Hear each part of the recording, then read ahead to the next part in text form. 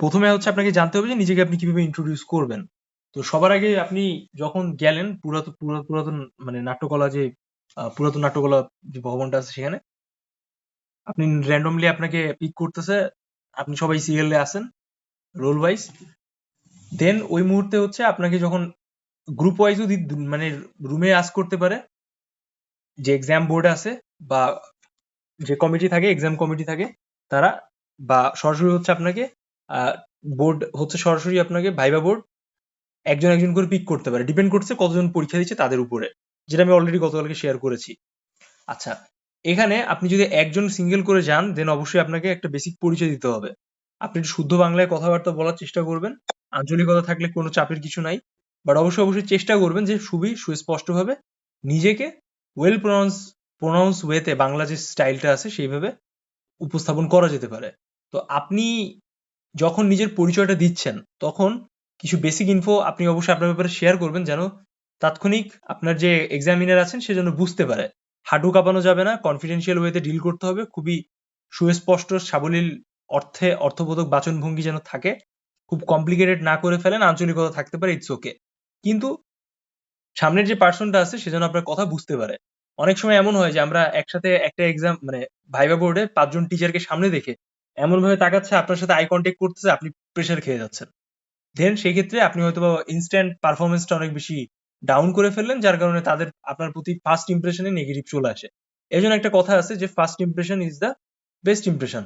তো এই বিষয়টা আপনাকে অবশ্যই প্রকাশ করতে হবে এখানে, আদারওয়াইজ কিন্তু আপনি বেশ কমপ্লিকেটেড সিচুয়েশনে পড়ে যাবেন। আমরা এমনও দেখেছি যে প্রিভিয়াস এক্সপেরিয়েন্সে যে অনেক স্টুডেন্ট থাকে তারা বলে পরীক্ষার হল থেকে বের হয়ে যে দাদা আমাদের তো জাস্ট একটা বেসিক দুটা কোয়েশ্চেন করে ছেড়ে দিছে, যে আমি আমার পরিচয় জানতে চাইছে, দেন জানতে চাইছে যে আমি কি করি বা আমার ওভারঅল অ্যাক্টিভিটিস কি, দেন তা বলছে যে ঠিক আছে তুমি আসো। তো এর মানে আমি কি ধরে নিব? এর মানে হচ্ছে ওইটাই যে আপনি ডিসকোয়ালিফাইড হইলেন বা আপনাকে হয়তোবা ওইভাবে তারা ইয়ে করেনি। অনেক সময় এমনও হয় যে অনেক স্টুডেন্ট থাকে যার কারণে খুবই শর্ট পিরিয়ড অফ টাইমে তারা আপনাকে রাখার চেষ্টা করে। বাট ফ্র্যাঙ্কলি বলতে যে সবসময় এমনও হয় না যে আপনি হচ্ছে লাইক পরীক্ষা দিচ্ছেন আপনাকে হচ্ছে ঘন্টার পর ঘন্টা গল্প করবে। ম্যাক্সিমাম 5 মিনিটস আপনার ভাইবা হবে, ওভারঅল অ্যাক্টিভিটিস এর উপর সবকিছু ডিপেন্ড করবে। তো এখন পর্যন্ত আমরা যে ইনফরমেশনটা পেয়েছি যে আপনাদের অলরেডি অ্যাডমিট কার্ডে ফাইন আর্টস নাট্যকলা দুটোটার ইনফরমেশন দেওয়া আছে, এলিজিবিলিটি, তো ওইটাই দিতে দিতে পারছেন। তো যারা মোটামুটি এটা বুঝতে পারতেছেন না যে 23, 24, 25 যে এক্সামটা হবে এক্স্যাক্টলি আপনার এক্সাম টাইমলাইনটা কবে বা ডেটটা কবে, যেহেতু আজকে 19 তারিখ গেল, কালকে 20 তারিখ, সরি আজকে 20 তারিখ গেল, কালকে 21 তারিখ সরকারি ছুটি, আর 22 তারিখ শনিবার নাকি, 21 তারিখ শুক্রবার, 22 তারিখ শনিবার, দেন 23 তারিখ হচ্ছে আপনাদের এক্সাম। এখন যদি এর ভেতরে ওয়েবসাইটে কোনো ইনফরমেশন পাবলিশ না করে যে এক্স্যাক্টলি কত সংখ্যক স্টুডেন্ট, যেই স্টুডেন্টরা টোটাল 1000 স্টুডেন্ট, 1100 স্টুডেন্ট যারা এক্সামের জন্য এলিজিবল হয়েছে মেরিট পজিশন হিসাবে, মানে এমসিইউ তে পাশ করেছে, তারা যদি তাদের যদি কোনো সিরিয়াল ওয়াইজ যদি 3 দিনের কোনো ভাগ বটোয়ারা না দেয়, ইট মিনস দ্যাট যে আপনাদের সবাইকে ওই 23 তারিখ সকালে ভাইবার জন্য যেতে হবে পুরাতন কলা ভবনে।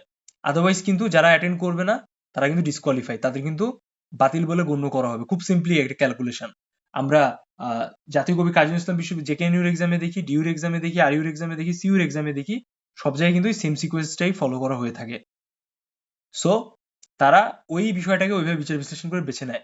তো আমার যেটা ধারণা, যেহেতু অলরেডি আপনাদের একটা কমপ্লিট রেজাল্ট দিয়ে দিয়েছে, আর যেহেতু অলরেডি হচ্ছে তারা আপনাকে একটা প্রপার অ্যাডমিট কার্ডে ওই জিনিসটা দিয়ে দিয়েছে, ইট মিনস দ্যাট যে আপনারা অলরেডি ওইখানে যেতে পারবেন, পরীক্ষা দিতে পারবেন। তো কতজন ঐচ্ছিকভাবে যাচ্ছে সেই দিন তাদের উপর বেস করে নেক্সট 24-25 যে এক্সামটা আছে সেটার উপর আপনাদের সিকোয়েন্সটা ফিক্স করে দিবে। বাট আপনাদের এখানে যারা চারুকলা এক্সাম দিতে চাইতেছেন তারা কিন্তু সেই দিন অবশ্যই অফলাইনে অ্যাপ্লিকেশন করবেন, অ্যাপ্লিকেশন করে আপনারা সেটা দিবেন। যদি আপনাদের এক্সামের যে টাইম লাইনটা আছে সেটা যদি ইনকেস 25 তারিখে হয়, 25 তারিখ 9টা থেকে যদি 10টা থেকে যদি শুরু হয় এক্সাম, দেন 11টার সময় তো আপনার চারুকলা এক্সাম দিতে পারতেছেন না। দেন আপনারা অবশ্যই ওই বিষয়টাকে ওইভাবে মিনিমাইজ করে নেবেন। আচ্ছা, এটা সম্পূর্ণ ওই ওয়েবসাইটের ইনফরমেশন অনুযায়ী। এবার আমরা আসি হচ্ছে যখন আপনি নিজেকে ইন্ট্রোডিউস করবেন তখন আপনি কি করবেন? আপনি স্ট্রেটলি দাঁড়াইলেন, বেঁকাবেন না, ছেঁকাবেন না, একটা যেন সিকোয়েন্সিয়াল ওয়ে থাকে আপনার ভেতরে। দেন আপনাকে তারা আস্ক করবে, ফর শিওর আপনাকে তারা আস্ক করবেই, হ্যাঁ, আপনি আপনার পরিচয়টা ব্যক্ত করেন বা এরকম টাইপের কিছু, আপনার নামটা কি। তখন আপনার যদি কেউ নাম জিজ্ঞেস করে জাস্ট আপনি নামটা বলবেন না, you will try to qualify yourself there.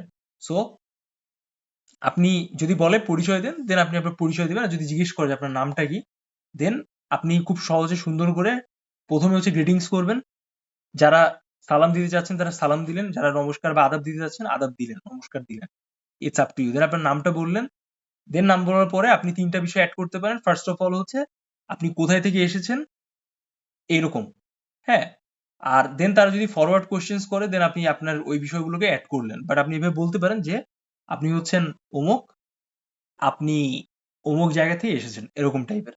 But খুব অ্যাডভান্স দরকার নেই, খুব ইয়ের দরকার নেই। বাট যদি আপনাকে জিজ্ঞেস করে যে প্লিজ কাইন্ডলি আপনার পরিচয়টা দেন, দেন আপনি বলবেন যে আমি সূর্য, আমি ময়মনসিংহ থেকে এসেছি, আমার এইটা এটা পছন্দ, আমি এইভাবে ভেবে জিনিসটাকে ইয়ে করে আমি হচ্ছে নাট্যকলায় আজকে ভাইবার জন্য উপস্থিত হলাম, মানে আজকে এসেছি, এরকম আগ্রহের জায়গা বা আপনার যেভাবে থাকে।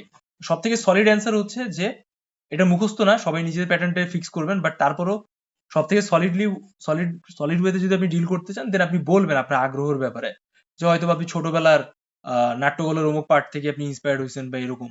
আর প্রত্যেকটা কথার যেটা বলতেছেন তার পারিপার্শ্বিক বিষয় সম্পর্কে আপনার হিন্টস যেন ভালোভাবে মাথায় সেট করা থাকে, এটা যেন মাথায় রাখবেন। আপনি মনে করেন একজন স্ক্রিপ্ট রাইটার সম্পর্কে কথাবার্তা বললেন যে অমুক, আপনি হচ্ছে ছোটবেলা থেকে অনেক নাটক দেখেন, মঞ্চস্থ নাটক আপনার অনেক পছন্দ হয়, সুযোগ হলে আপনি শিল্পকলা একাডেমিতে যান, সেখানে মঞ্চস্থ নাটকগুলো দেখেন, আর সাংস্কৃতিক মনা ব্যাপারগুলো আপনার অনেক ভালো লাগে। ফর দ্যাট রিজন আপনি হচ্ছেন এখানে পড়তে আগ্রহ প্রকাশ করে এখানে এসেছেন বা পড়তে চান, এই জন্য হচ্ছে আজকে ভাইবার জন্য আপনি উপস্থিত হয়েছেন, এরকম টাইপের অনেক ডিটেলস অনেকে বলে। বাট সংক্ষেপে যদি আপনি বলেন সেই জায়গা থেকে আপনি এটা পছন্দ করেন, এরকম। আফটার দ্যাট আপনি হচ্ছে তারা কিন্তু আপনাকে ফরওয়ার্ড কোশ্চেন্স করবে। ফরওয়ার্ড কোশ্চেন্স এর ভেতর টাইপস গুলো এরকম থাকে যে যদি আপনার আপনি কোনো নাট্যকলার মানে স্পেসিফিক বিষয় থেকে যদি কোনো বিষয় বলেন বা আপনার আগ্রহের জায়গাটা বলেন, then they will ask you that types of questions ওই রিলেটেড। স্ক্রিপ্ট রাইটারটা কি, কেমন টাইপের হয়, কখন রেডি হয়, পোস্ট প্রোডাকশনের আগে, বা কিভাবে বিষয়গুলো কাজ করে, এরকম বেসিক সিম্পল ব্যাপারগুলা। দেন আপনি যত বেশি আলাপ করবেন তত বেশি তারা আপনাকে পেঁচানোর চেষ্টা করবে, দেন ইন্টারেস্টিং এর জায়গা থেকে সেভাবে। বাট আপনি এমন একটা কথা বলে দিলেন, বাট আপনার পরবর্তীতে ওই আলাপের সাথে কোনো সিঙ্ক্রোনাইজেশন নাই, দেন তারা কিন্তু আপনার কথাবার্তা শুনে সরাসরি বুঝে যাবে যে আপনি মুখস্থ রিপ্লাই দিচ্ছেন বা মুখস্থ কোয়েশ্চেন্স অ্যান্সার করছেন, এরকম। সো এই জায়গাটা একটু রিচেক দেওয়াটা খুব জরুরি, বুঝছেন? আচ্ছা, এখন আমি আপনাদের সাথে আরেকটু শেয়ার করি যে মোস্ট অফ দ্য কেসেস স্টুডেন্টরা এইটার জন্যই প্রথমে কোয়ালিফাইড হয় বা ডিসকোয়ালিফাইড হয়, বা ফার্দার তারা কোয়েশ্চেন্স করে, এটা আস্ক করে তাদের, সেভাবে তাদের উপর করে এই বিষয়গুলো এভাবে বর্তায়। তো যাই হোক, ওটা মেইন জটিলতার কিছু নাই। আপনারা স্পেসিফিক ওয়েতে যদি এটাকে ডিল করতে পারেন, then it's gonna be fun during that time. এটা সবসময় মাথায় রাখবেন। তারপর আমি আপনাদের ২ টা কোয়েশ্চেন সম্পর্কে গতকালকে হাইলাইটেড করেছিলাম যে কেন হচ্ছে আপনি সরাসরি এখানে পড়তে আসতে চাইতেছেন, বা আপনি যদি অন্য ভালো সাবজেক্টে চান্স পান, এখানে যদি পড়েন, চান্স পায় জাস্ট ভর্তি হয়ে থাকছেন এরকম মেন্টালিটি নিয়ে আসছেন কিনা, দেন আপনাদের রিপ্লাইটা কি হবে? সো সবার আগে আমি এক এক করে জিজ্ঞেস করবো, যারা যারা আজকে আছেন, গতকালকে যারা অ্যাটেন্ড করেছেন তাদের কাছে আমি জিজ্ঞেস করবো, যারা নতুন আছেন যেমন জিসাম, নাদিয়া নতুন আছেন, তারা শুনতে থাকেন। আপনারা একটু কোঅপারেট করার ট্রাই করুন। সো সবার আগে আমি চলে আসি ফাহমিদের কাছে, আপনি আমাকে এই কোশ্চেনের অ্যান্সারটা করেন। আমাকে যদি জিজ্ঞাসা করা হয় আমি কেন নাট্যতে পড়তে চাই বা আমি এখানে কেন আসছি, হুম, আমার উত্তরটা এটা যে অভিনয়, নাচ, গান, স্পেশালি অভিনয়টা আমার খুব পছন্দ। আমার ভালো লাগার জায়গা থেকে আজকে আমি এতদূর পর্যন্ত আসছি।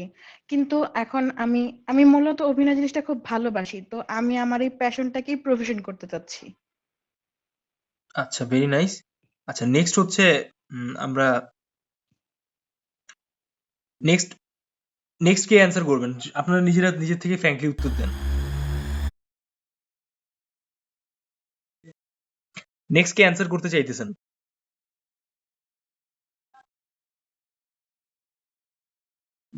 জিনায়া বলেন, আপনি বলেন, গতকালকে তো আপনি ছিলেন।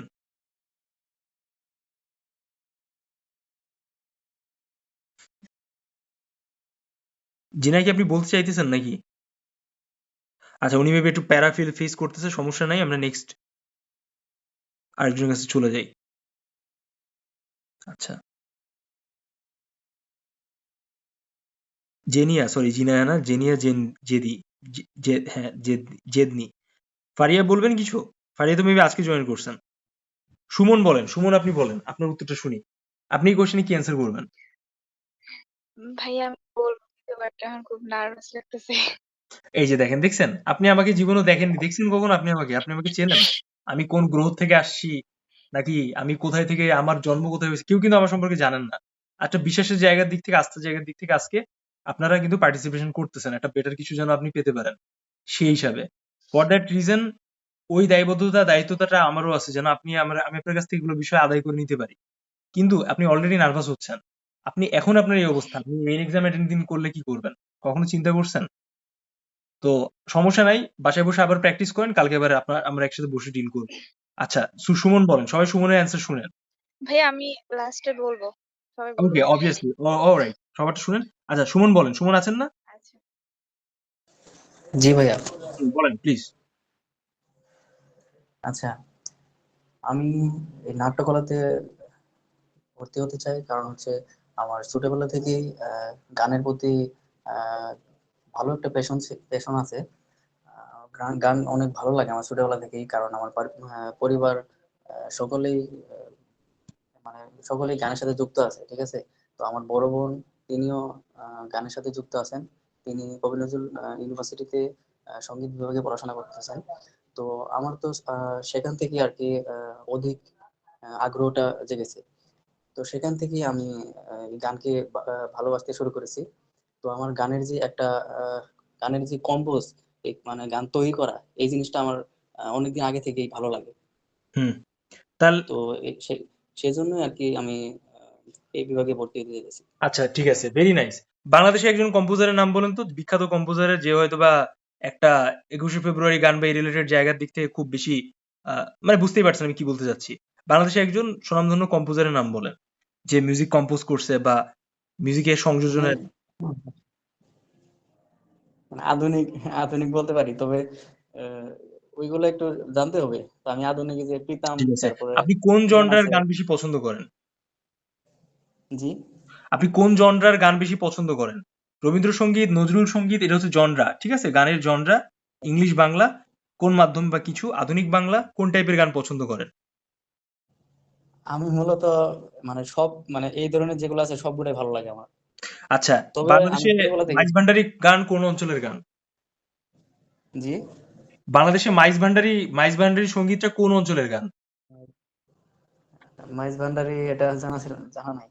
এই দেখেন, তাহলে কি পড়ছেন গতকালকে আমি যে সঙ্গীতের বইটা দিলাম? মাইজ ভান্ডারি হচ্ছে চট্টগ্রাম অঞ্চলে।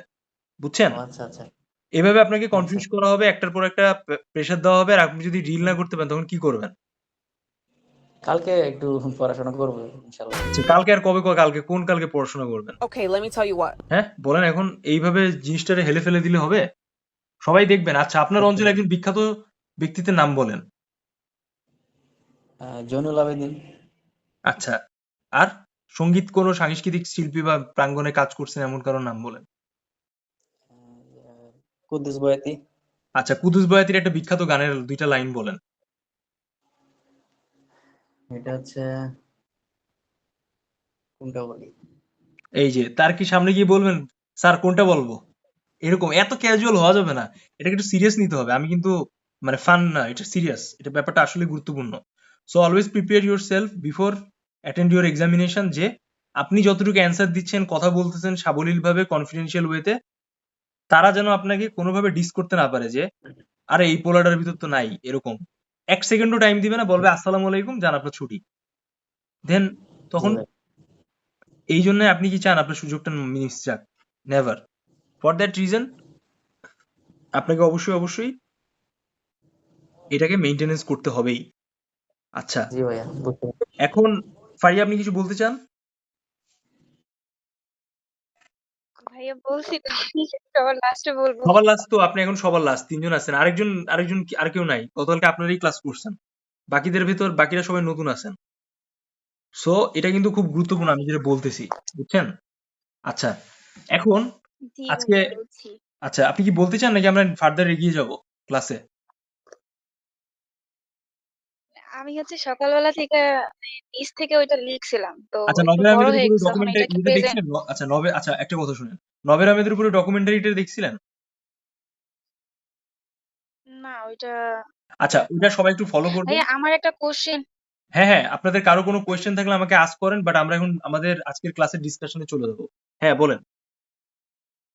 মানে আমার তো হচ্ছে আপনারা যে যখন আমাদের নাটক মানে নাটক নিয়ে আমার কোনো আইডিয়া নেই। ঠিক আছে? তো হুম। আমাকে যদি নাটক রিলেটেড কোনো কোয়েশ্চেন করে তখন আমি ওটা নাটক নিয়ে আমরা এটা আজকে মানে আমি ডিসকাশন তো করব। মানে প্রিপারেশন নিতেছি গান কবিতা এটা আরকি। গান কবিতার প্রিপারেশন নেওয়ার মতো তেমন কিছু নাই। এটা জাস্ট একটা পার্সিয়াল কো-কারিকুলার অ্যাক্টিভিটিস আপনাকে জাজ করার জন্য বা আপনাকে যাচাই করার জন্য এই জিনিসটা হয়তোবা তারা একটু শুনতে পারে। বাট আপনাদের বেসিক কোয়েশ্চেনস গুলো এভাবেই আস্ক করবে।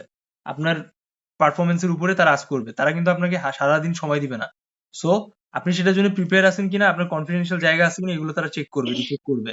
ঠিক আছে? যারা অভিনয় করে তারা কিন্তু খুব না সুষ্ঠু সাবলীল ডিসকাশন করে, কথাবার্তা বলে। তারা কিন্তু তাদের আবেগ ভঙ্গিমা দিয়ে কিন্তু মানুষকে অন্তরে জয় করার একটা জায়গা গঠন করে। সো ওই জিনিসটা কিন্তু আপনার অবশ্যই ক্ল্যারিফাই করতে হবে আপনার সেই ওভারঅল প্রেজেন্টেশন দ্বারা। আমি কি বুঝাইতে পারতেছি?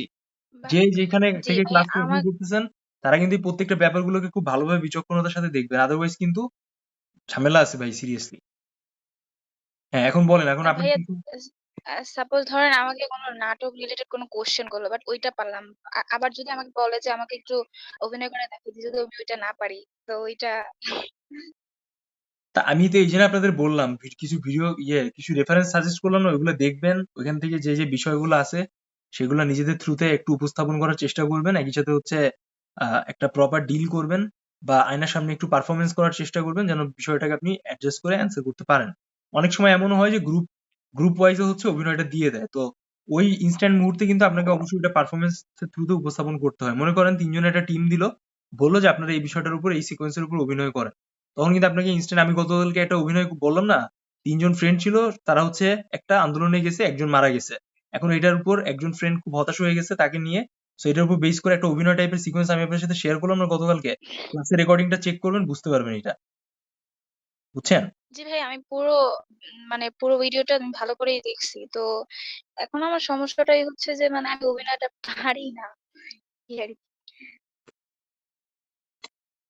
অভিনয়টা পারাটা অতটা জটিল কিছু না। আমি জাস্ট বলছি যে এটলিস্ট নিজেদের প্রেজেন্ট করতে পারেন। ঠিক আছে? এরকম কিছু ব্যাপার প্র্যাকটিস রাখতে হবে। আদারওয়াইজ বিষয়টা একটু কমপ্লিকেটেড হয়ে যায়। আচ্ছা, যাই হোক, আমরা আজকের আমাদের ভাইয়া ডিসকাশনে যাই। বলেন। ভাইয়া আমাকেও কি অভিনয় করে দেখাতে হবে নাকি? শোনেন, সবাই যেকোনো সিচুয়েশনটাকে হ্যান্ডেল করার জন্য একটা মিনিমাম ন্যূনতম প্রিপারেশন নিবেন। ঠিক আছে? এটা কিন্তু খুব জরুরি। যেহেতু নাট্যকলা, নাট্য আরেকটা মঞ্চস্থ কথা ভাইয়া, হওয়া মানে ভাই হচ্ছে ও আপনাকে ভাই সঙ্গীত, আবৃত্তি, নাটক, কথা শুনে নেন, স্ক্রিপ্টিং, এভরি সিঙ্গেল থিং এর উপর একটা বেসিক নলেজ থাকাটা খুব জরুরি। নাহলে আপনার আগ্রহটা আমি কিভাবে বুঝবো? আমি আপনাকে কিভাবে কোয়ালিফাইড করবো বলেন? আচ্ছা, নেক্সট। ভাইয়া হ্যাঁ, ফারিয়া বলেন। এটা হচ্ছে অভিনয়টা কত মিনিট করা লাগবে? এই এটা ২-৩ মিনিট মিনিটের কিছু করলেই না, তো একটা হবে। অন্তত এনাফ। ৩০ সেকেন্ডের, শোনেন, একটা ৩০ সেকেন্ডের সিকোয়েন্সই আপনি অভিনয় করে দেখাইতে পারেন। একটা ৩০ সেকেন্ডের অভিনয় মানে এটা না যে খুব কমপ্লিকেটেড কিছু, খুব জটিল কিছু।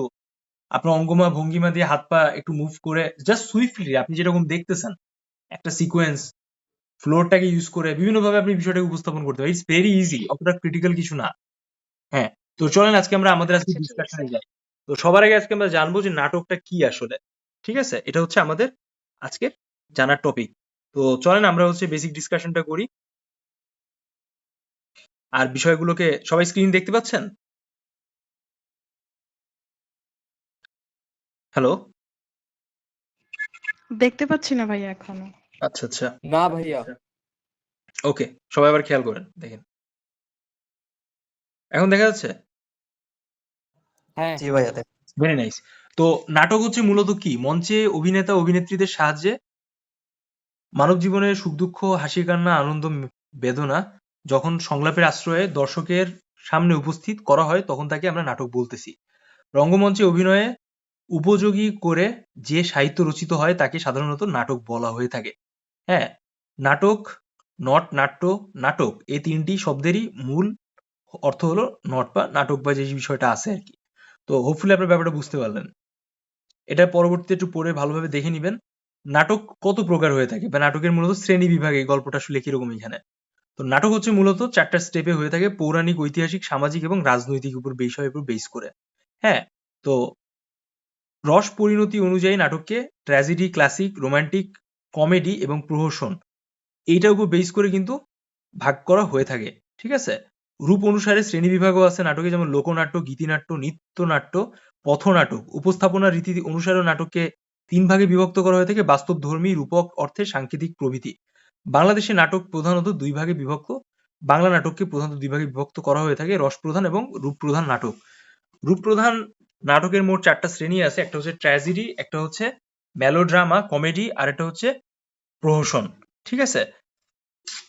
রূপপ্রধানকে আবার দুই ভাগে বিভক্ত করা হয়ে থাকে: গীতিনাট্য, নৃত্যনাট্য। তো এই সিকোয়েন্সগুলো একটু মাথায় রাখবেন, খুব কমপ্লিকেটেড কিছু না। অ্যারিস্টটলের মতে নাটকের উপাদান হচ্ছে মোট 6টি: কাহিনী, চরিত্র, সংলাপ, দৃশ্য, ভাবনা, সঙ্গীত। তো এই 5টা মিলে হচ্ছে 6টা বিষয় মিলে হচ্ছে আপনাদের নাটক গঠিত। তো আপনাদের ভিতরে এখানে অনেকে সঙ্গীত জানেন, অনেকে হচ্ছে সংলাপ জানেন, আমার মাধ্যমে শুনতেছেন। চরিত্রটা আপনাকে কাল্পনিকভাবে অঙ্কন করতে হবে এক্সাম হলে, কাহিনীটাও সেভাবে মনে মনে সাজিয়ে নিতে হবে।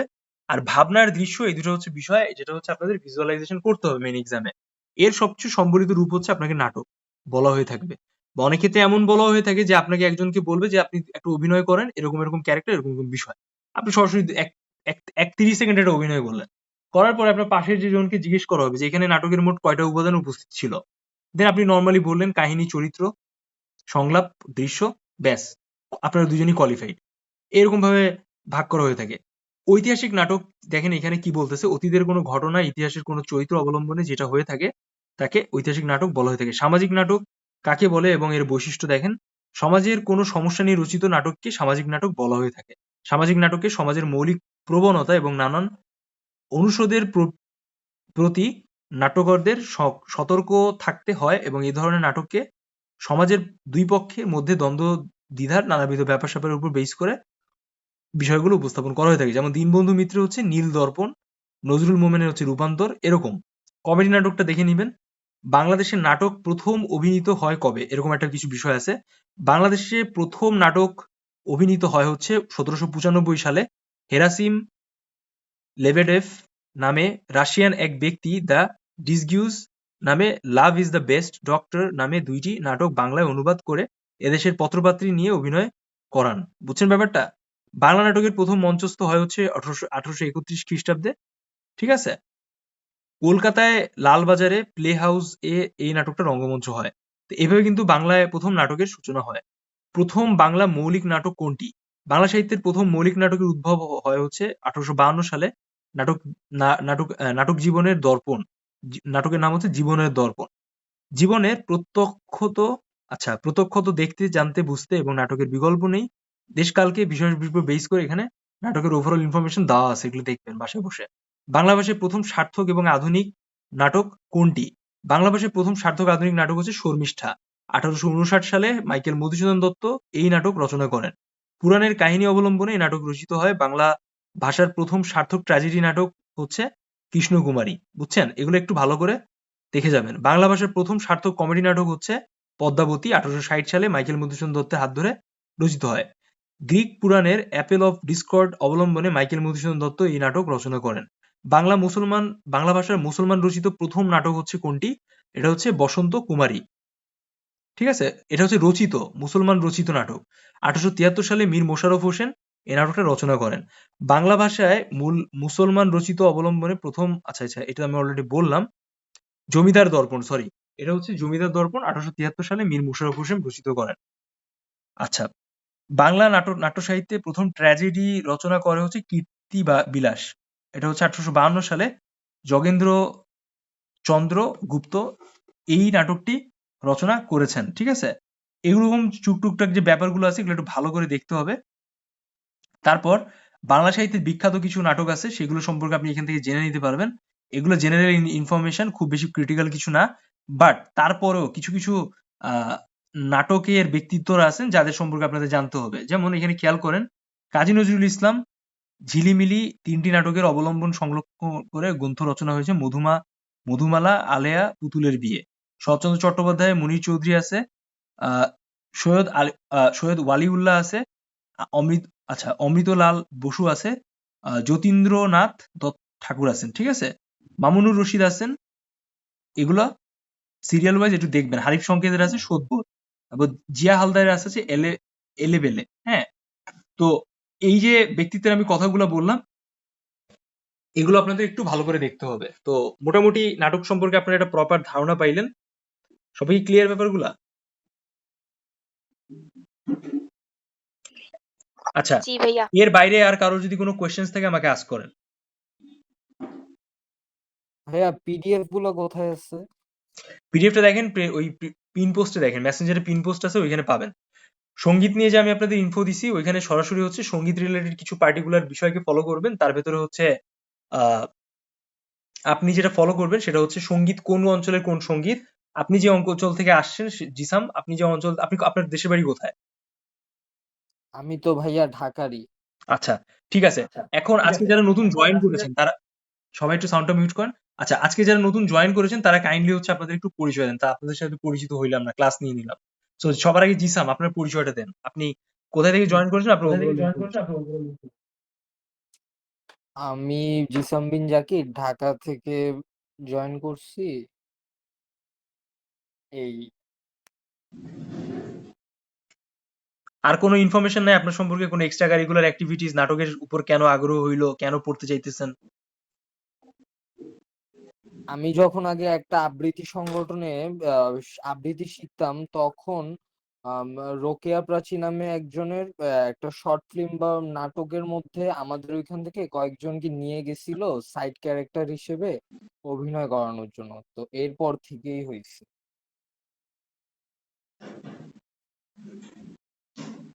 আচ্ছা, মঞ্চ নাটক সম্পর্কে আপনি কি জানেন বলেন। তেমন কিছুই না ভাইয়া, আপাতত।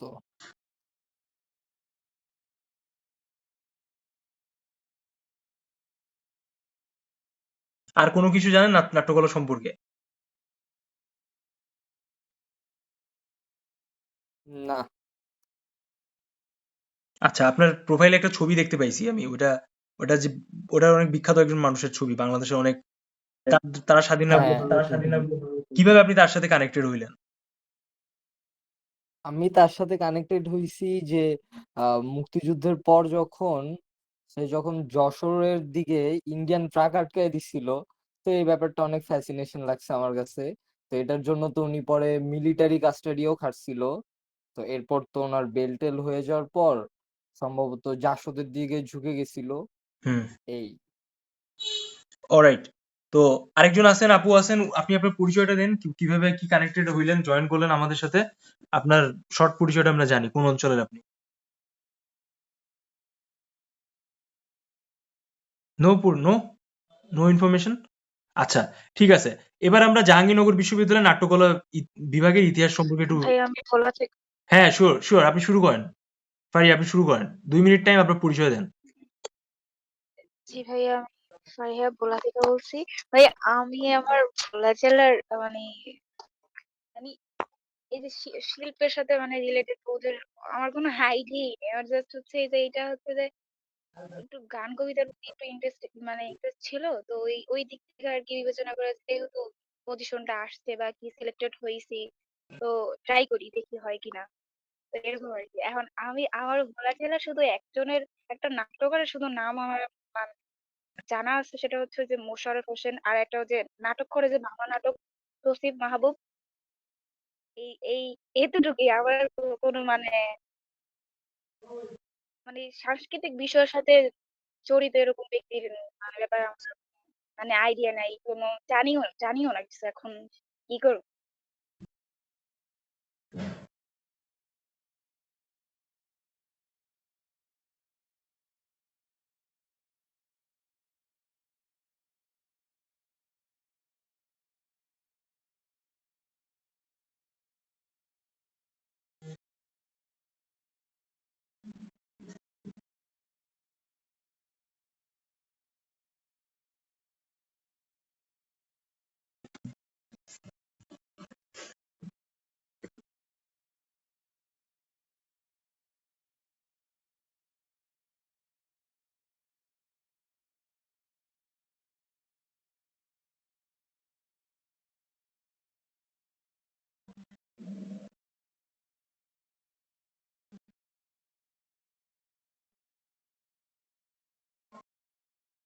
ঠিক আছে, এখন হচ্ছে আমরা একটু জাহাঙ্গীরনগর ইউনিভার্সিটি নাট্যকলা সম্পর্কে জানি। আপনারা তো অলরেডি জানেন যে এই ডিপার্টমেন্টে যদি প্রতিষ্ঠা মানে পরীক্ষা দিচ্ছেন, সো এই ইউনিভার্সিটি যদি হিস্ট্রি না জানেন তাহলে তো অনেক বড় একটা ধাক্কা খেয়ে যাবেন, তাই না? পরীক্ষা হলে কট খেয়ে যাবেন। তো আমার একটা প্রশ্ন আছে হ্যাঁ, এখানে। ফাহমিদা বলেন।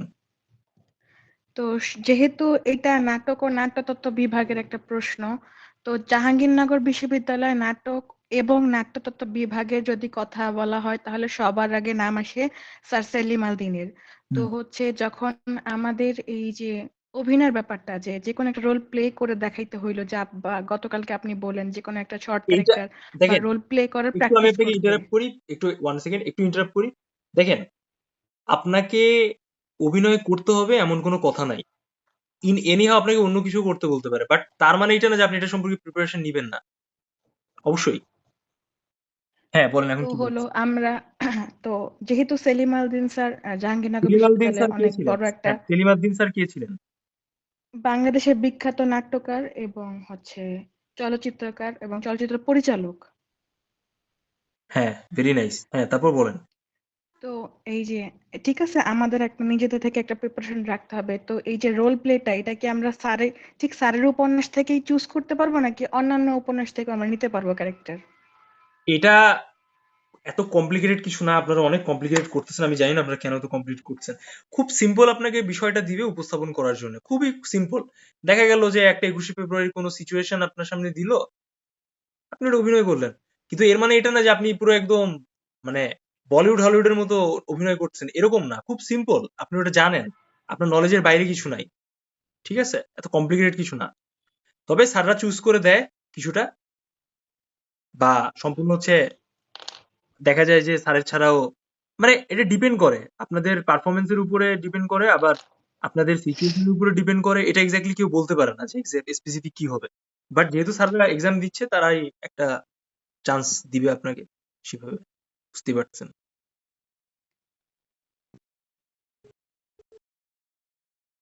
আর কারো কোনো কোয়েশ্চেন?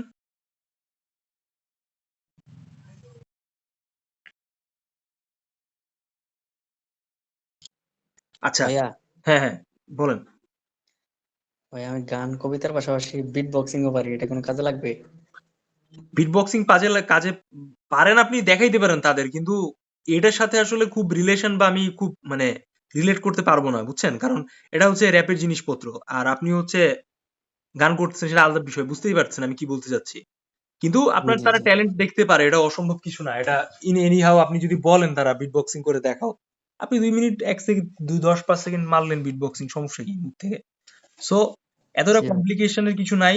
আপনার যেটা নিজস্ব আছে সেটা নিজস্ব পাওয়া, চাওয়া, শেখা, জানা। বাট তার মানে এটা না যে খুব অ্যাডভান্স লেভেলে আপনি ওটা করলে আপনি চান্স পেয়ে যাবেন, এরকম না। এটা সম্পূর্ণ তাদের উপর ডিপেন্ড করছে, তাদের মুডের উপর ডিপেন্ড করছে। দেখা গেছে যে পরপর 10 জন 12 জন পোলাপাইন একদম বাজে পারফরমেন্স করছে, সো হুট করে আপনি ঢুকলেন। হইতে পারে যে আপনি স্কিপ তারা করলো, বা আপনাকে তারা অ্যাড করলো, বা এনিহাউ কিছু একটা করলো আর কি আপনাকে নিয়ে। সো এই বিষয়টা ওইভাবে ডিপেন্ড করে। হুম। আচ্ছা, যাই হোক, এবার আর কারো কোনো কোয়েশ্চেন? ভাইয়া আপনি যে পিডিএফ ক্লাসগুলোর কথা বলছেন ওটা বুঝি নাই, ওটা কোনখান থেকে কি করব? পিডিএফটা হচ্ছে কি, সঙ্গীতের একটা বই আছে, বুঝছেন? 9-10 এর একটা বই, সঙ্গীতের ওইটা যে তো নিছি, পড়াশোনা করে। ওইটা তো নিছি।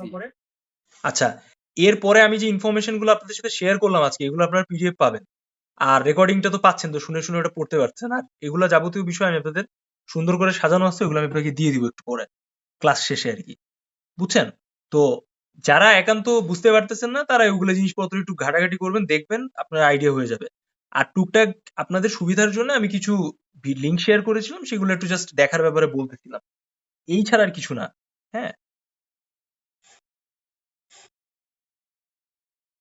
ভাইয়া আমাদের ক্লাস কি আবার কালকে রাত্রে? হ্যাঁ, হ্যাঁ। আমি আমার এখনো মেইন ডিসকাশন শুরু করিনি। আমি একটু শুরু করতে যাচ্ছি। কিন্তু তার আগে আপনারা বলেন কারো কোনো কোয়েশ্চেন আছে কিনা?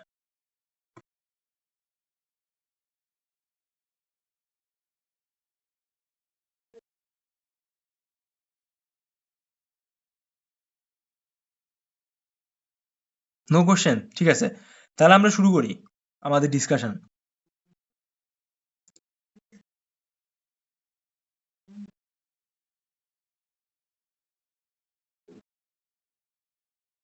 আচ্ছা, খেয়াল ভাইয়া করুন। নাটকের প্রতিষ্ঠাতা কি? বুঝিনি, নাটকের প্রতিষ্ঠাতা মানে? মানে গুগল অ্যাপে একটা মানে নাটক রিলেটেড অনেক কোশ্চেন আর কি সার্চ দিলাম। তো এখানে একটা কোশ্চেন মানে দেখলাম যে নাটকের প্রতিষ্ঠাতা কে? নাটক এটা তো গ্রিকদের থেকে উৎপত্তি আসছে, কিন্তু আমি আপনার কোশ্চেন বুঝিনি এক্স্যাক্টলি। আমি কোশ্চেনটা আসলে এরকমই পাইছি যে নাটকের প্রতিষ্ঠাতা কে। আরেকটা কোশ্চেন ছিল, সেটা হচ্ছে বাংলার নাট্যমঞ্চ নির্মাণ করেন কে? কি আসছে ওইখানে? রুশ মনীষী এটা আসছে। আচ্ছা আচ্ছা, এবার আমরা মেইন ডিসকাশনে আসি, আমি ওটার পুরো একটু পরে আসতেছি। দেখেন সবাই খেয়াল করেন, জাহাঙ্গীরনগর বিশ্ববিদ্যালয় নাট্যকলা বিভাগের ইতিহাস, ঠিক আছে, এটা সম্পর্কে যদি আমরা খুব সংক্ষেপে জানার চেষ্টা করি, 1970 সালে হচ্ছে জাহাঙ্গীরনগর বিশ্ববিদ্যালয় প্রতিষ্ঠিত হয়। নাট্যকলা বিভাগ প্রতিষ্ঠিত হয় হচ্ছে 1990 সালে। এটি বাংলাদেশের পাবলিক বিশ্ববিদ্যালয়ের মধ্যে নাট্যকলার স্নাতক এবং স্নাতকোত্তর শিক্ষার প্রথম বিভাগে মধ্যেও একটি। উদ্দেশ্য আর লক্ষ্য ছিল, নাট্যকলা বিভাগের মূল লক্ষ্য হলো নাট্য শিল্পের তাত্ত্বিক এবং ব্যবহারিক শিক্ষার মধ্যে দক্ষ সৃজনশীল নাট্যকর্মী তৈরি করা।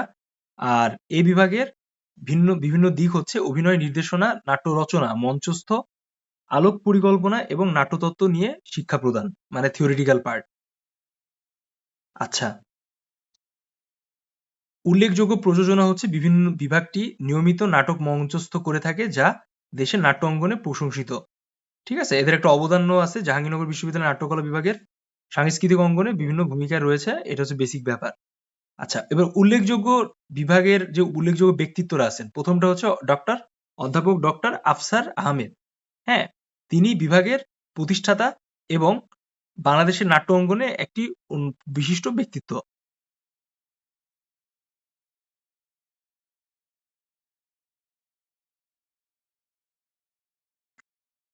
এরপর আমরা যদি কথাবার্তা বলি, মঞ্চনাটকটা কি আসলে?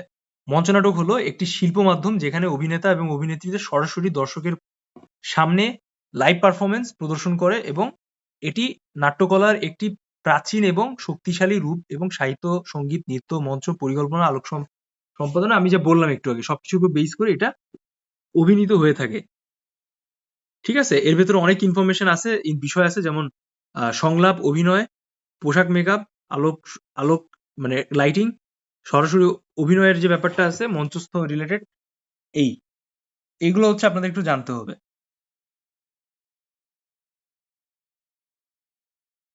ডাক্তার আফসারি হচ্ছে আপনার জাহাঙ্গীরনগর বিশ্ববিদ্যালয় নাট্যকলার বর্তমান চেয়ারম্যান।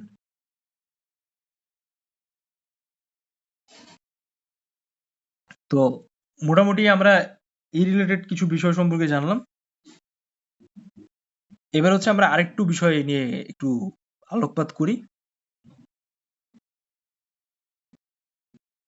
এটা হচ্ছে সেলিম আদ-দ্বীন, বাংলাদেশের একজন প্রখ্যাত নাট্যকার, গবেষক এবং অধ্যাপক। তিনি বাংলা নাটকের অন্যতম পথিকৃৎ হিসেবে তাকে কিন্তু চিহ্নিত করা হয়। তিনি মূলত ঢাকা বিশ্ববিদ্যালয়ে বাংলা সাহিত্য অধ্যয়ন করেন এবং পেশা হচ্ছে নাট্যকার, গবেষক, শিক্ষক। জাহাঙ্গীরনগর বিশ্ববিদ্যালয়ের নাটক এবং নাট্যতত্ত্বের বিভাগের সহ-প্রতিষ্ঠাতা। তার বিখ্যাত নাটকের ভিতরে হচ্ছে কেরামত মঙ্গল, হাটের নাম সংক্রান্তি, চাকা, জৈবতী কন্যার মন, নিমজ্জন প্রভৃতি। ঠিক আছে, তিনি কিন্তু মারা গেছেন, এটা তো জানেন আপনারা নাকি? 2008 কিন্তু উনি মৃত্যুবরণ করেন। এবার অনেকের একটা কনফিউশনমূলক কোশ্চেন থাকে, যেটা হচ্ছে নাট্যকর কে আসলে? হ্যাঁ, নাট্যকরটা কে? অনেকে মনে করে যে যারা অভিনয় করে, নায়ক মানে নায়ক নায়িকা নাটকে, তাদের নাট্যকর বলা হয়ে থাকে, কিন্তু এখানে মেইন ঘটনাটা কি? খেয়াল করেন, নাট্যকর হলেন সেই ব্যক্তি যিনি নাটক রচনা করেন বা নাটকের চিত্রনাট্য লেখেন। ঠিক আছে, মানে স্ক্রিপ্ট রাইটার হচ্ছে মূলত নাট্যকর। নাট্যকর নাটকের সংলাপ, চরিত্র, কাহিনী এবং পরিবেশ তৈরি করেন, যা পরবর্তী সময়ে মঞ্চ, রেডিও, টেলিভিশন এবং চলচ্চিত্র উপস্থাপনা হতে পারে। নাট্যকরের ভূমিকা হচ্ছে নাটকের কাহিনী নির্মাণ করা, চরিত্র বিকাশ, সংলাপ রচনা করা। বিখ্যাত কিছু নাট্যকর বাংলাদেশে হচ্ছে সেলিম আদ-দ্বীন, মামুনুর রশিদ, আব্দুল আল মামুন। বিশ্বে বিখ্যাত হচ্ছে উইলিয়াম শেক্সপিয়ার আছেন। হ্যাঁ, এরকম। তো এই টাইপের কোশ্চেনটা কিন্তু বেশ কনফিউশন, আর এটা একটু ভালোভাবে মাথায় রাখবেন।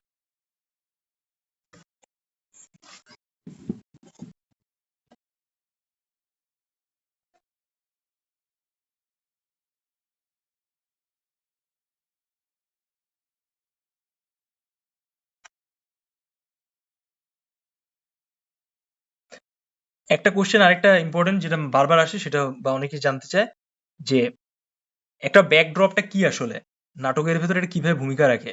ব্যাকড্রপটা হচ্ছে মূলত মঞ্চসজ্জার সেট ডিজাইনের একটা পার্ট, ঠিক আছে?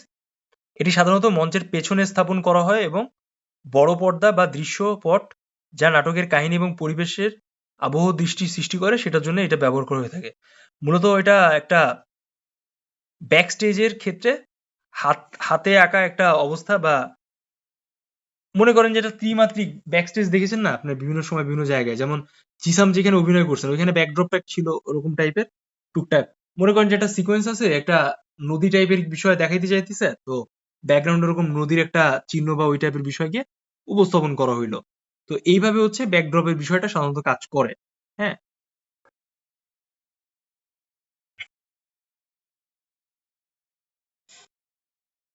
আচ্ছা, আর কারো কোনো কোয়েশ্চেন? আচ্ছা, আপনার কোয়েশ্চেনটা বলেন। আমি আপনার কোয়েশ্চেন তখন বুঝিনি, একবার একটু বলেন। ইয়ে ইয়ে না, ফাহমিদা না, কি নাম আপনার? হ্যালো? ভাইয়া আমাকে বলতেছে? না না না, ফাহিয়ানা আরেকজন ছিলেন না, উনি গেল কোথায়? ফাহমিদা, আপনি বলেন, আপনি কি কোশ্চেন না কি করতেছিলেন আমাকে? ভাইয়া আমার আরেকটা প্রশ্ন ছিল যে হচ্ছে এই যে মঞ্চ অভিনয়, তো মঞ্চ অভিনয় এটা তো আমরা সবার সামনে করব, উপস্থাপন করব। তো হুম। যারা হচ্ছে স্যার থাকবে ভাইবাতে বা এক্সটার্নাল যারা আসবে স্যার, তারা কি এখানে গুড লুকস বা দেখতে একটু সুন্দর বা ফিট ফাট এরকম কাউকে কি তারা আর না, মানে পাগল, তাদের ওগুলো চয়েসে কোনো রাখে? বিষয়ই না। ওগুলো আরো বাদ হয় বেশি, ওরকম কিছু না। বা হচ্ছে বা সামথিং যে যে যেভাবেই হোক, কালো ছোট যেই হোক, যাই না হোক, না, আমি এগুলো কাউকে ম্যাটার হই করে হই না, করে কথা বলতেছি না। এগুলো তো ম্যাটার করে এগুলা না। ম্যাটার করে না, শুধু তারা ট্যালেন্টটাই দেখে। এক্স্যাক্টলি। আপনি কি ওইখানে মানে আপনি কি মানে কোনো, আপনি তো মূলত কোনো এয়ার হোস্টেসের ইয়েতে যাচ্ছেন না, পরীক্ষা দিতে যাচ্ছেন না, তাই না? আপনি যাচ্ছেন একটা জায়গায় একটা পরীক্ষা দিতে, ভাইবা দিতে। সেখানে হচ্ছে আপনি আপনি নিজেকে জাহির করতেছেন যে আপনি ট্যালেন্ট বা এই সম্পর্কে আপনি জানেন বা কিছু এরকম। সিম্পল। আচ্ছা। তো আপনি ওইটা নিয়ে কখনো দুশ্চিন্তা করবেন না বা নেগেটিভ ভাববেন না, বুঝছেন? জাহাঙ্গীরনগরে যান ক্যাম্পাসে, ওই দিনে আপনি ভাব ভাব বুঝে যাবেন যে আসলে আপনি যেটা মনে মনে কোয়েশ্চেনটা রাখছেন পুষে, সেটার অ্যান্সার সেদিন আপনি ওই দৃশ্যপটেই পেয়ে যাবেন যে এখানে আসলে গল্পটা কি, বুঝছেন? এটা কোনো ম্যাটার করে না, ম্যাটার করে আপনার ট্যালেন্ট। কালো সাদা ধবল এগুলা দিয়ে কিছু হয় না। আর বাংলাদেশে যত ধবল আছে তাদের তাড়াতাড়ি বিয়ে হয়ে যায়, বুঝছেন? তারা নাটক আর কি করবে, তাদের জীবনই হচ্ছে বাবা মা নাটক বানায় রাখছে।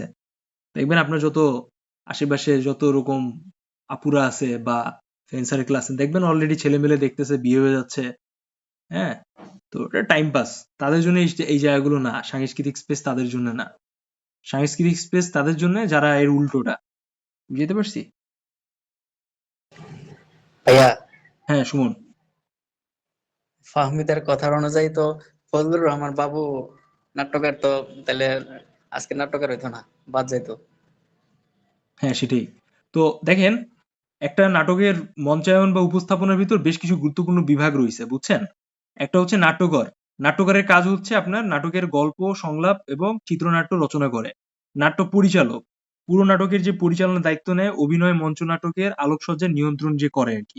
নাট্য গবেষক নাটকের ইতিহাস, প্রভাব এবং শিল্পগত দিক নিয়ে বিভিন্ন সময় কাজ করে থাকে। অভিনয় ও পারফরম্যান্স সংক্রান্ত পেশা, এগুলোর বিষয় আসলে কি আছে? অভিনয় অভিনেত্রী হচ্ছে চরিত্রের ভূমিকা পালন করে।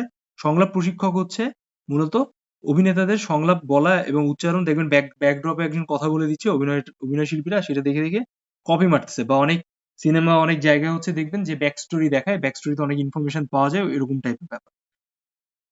তারপর এখানে হচ্ছে আপনার সেট ডিজাইনিং এর ভেতরে বিভিন্ন ধরনের মঞ্চ পরিকল্পনা, আলোকসজ্জাকারী, শব্দ প্রকৌশলী, পোশাক ডিজাইনার,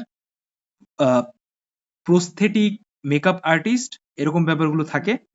প্রশাসনিক এবং ব্যবস্থাপনার প্রযোজক থাকে। নাট্য প্রযোজকের কাজ হচ্ছে নাটকের জন্য অর্থায়ন, ব্যবস্থাপনার দায়িত্ব পালন করে। মঞ্চ ব্যবস্থাপকের কাজ হচ্ছে নাটকের প্রক্রিয়া বা পারফরম্যান্স সময়কাল কিভাবে কি যাবে সেগুলো নির্ধারণ করে। প্রচার এবং বিপণন কর্মকর্তার কাজ হচ্ছে নাটকের প্রচারক, টিকিট বিক্রয় ইত্যাদি যাবতীয় কাজ।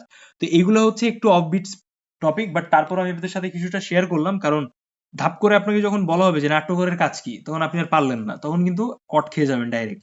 আপনাকে তারা এক চান্সেই ধরে ফেলবে যে এরা দিয়ে আসলে হবে না, আল্লাহ হাফিজ, আসসালামু আলাইকুম, শেষ।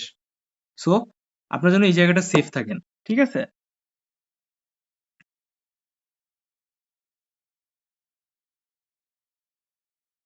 আচ্ছা, আর কি কি যেন কোশ্চেন করতেছিলেন, গুগলে কি দেখছেন?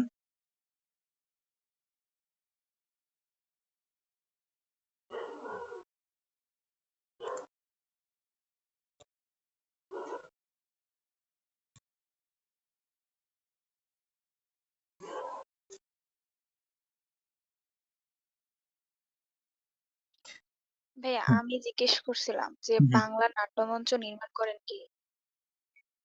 আমি আপনাদের বললাম না একটু আগে, একটা হিস্ট্রি শেয়ার করলাম, ওইখানে তো ছিল বিষয়টা। আচ্ছা, ঠিক আছে, আপনার আরেকটা এই কোশ্চেন, মানে আরে হ্যাঁ, মানে আপনি জানতে চাচ্ছেন যে বাংলাদেশে প্রথম নাট্য মঞ্চ স্থাপন করে কি, নাকি নাটক, আমি বুঝিনি কোশ্চেনটা। না ভাইয়া আমি বলতেছি যে বাংলা নাট্যমঞ্চ নির্মাণ করেন কে? এরকম রিলেটেড একটা কোশ্চেন আমি মানে ওইখানে দেখছিলাম, তো ওইটা হচ্ছে যে আহ, এক আমি চ্যাট জিপিটিরও মানে ওইখানেও কোশ্চেনটা আমি করছিলাম, তো ওইখানেও আরেকটা এরকম, এই জন্য আর কি কনফিউজ, এই জন্য আপনাকে জিজ্ঞেস করলাম।